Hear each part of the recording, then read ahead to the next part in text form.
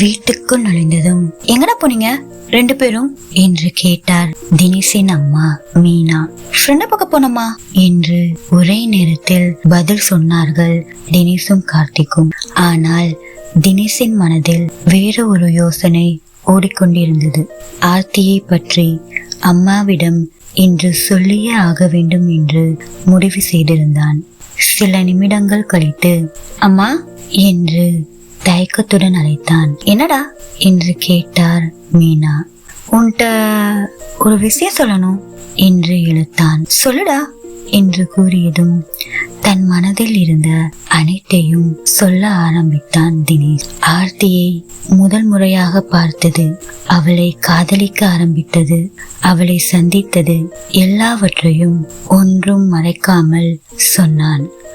ஆனால் அவன் எதிர்பார்த்தது போல கோபம் வரவில்லை. மாறாக மீனா சிரிக்க ஆரம்பித்தார். அம்மா ஏன் சிரிக்கிற என்று குழப்பத்துடன் கேட்டான் தினேஷ். அப்பொழுது தன் மொபைலை எடுத்த அவர் ஆர்த்தியின் புகைப்படத்தை காட்டினார். அதை பார்த்த தினேஷ் அதிர்ச்சியில் உறைந்தான்.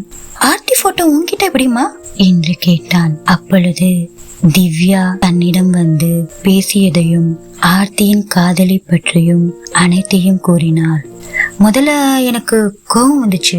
ஆனா ஒரு பொண்ணு உனக்காக இவ்வளவு தூரம் வந்திருக்கா, அவளோட காதல் உண்மையானது என்று சொன்னார். பிறகு தினேஷின் கண்களை பார்த்தபடி ஆர்த்தி தான் என் மருமக என்று கூறினார்.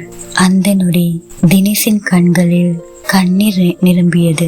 மீனாவின் கையை பிடித்தவன் தேங்க்யூ அம்மா என்று சொன்னான். உன் ஆசைதான் என் ஆசை என்று அவன் தலையை வருடினார். அந்த உணர்ச்சியான தருணத்தை ஒரு குரல் உடைத்தது.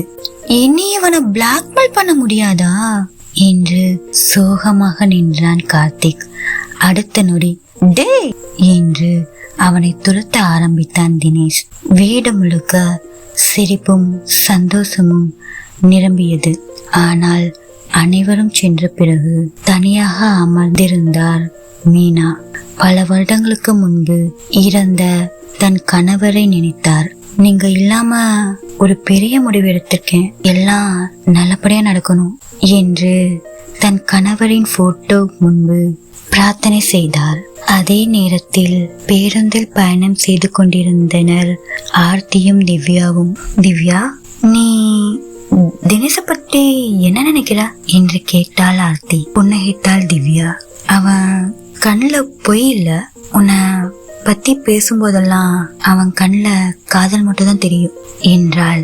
ஆனால் ஆர்த்தியின் மனதில் இன்னும் ஒரு பயம் இருந்தது.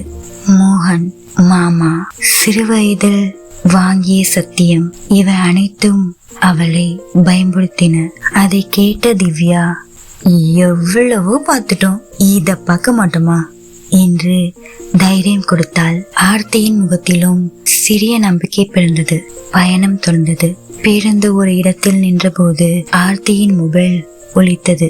அது தினேஷின் கால். அம்மு, சேஃப்லி ரீச் என்று அக்கறையுடன் கேட்டான். வெக்கத்துடன் பதில் சொன்னாள் ஆர்த்தி.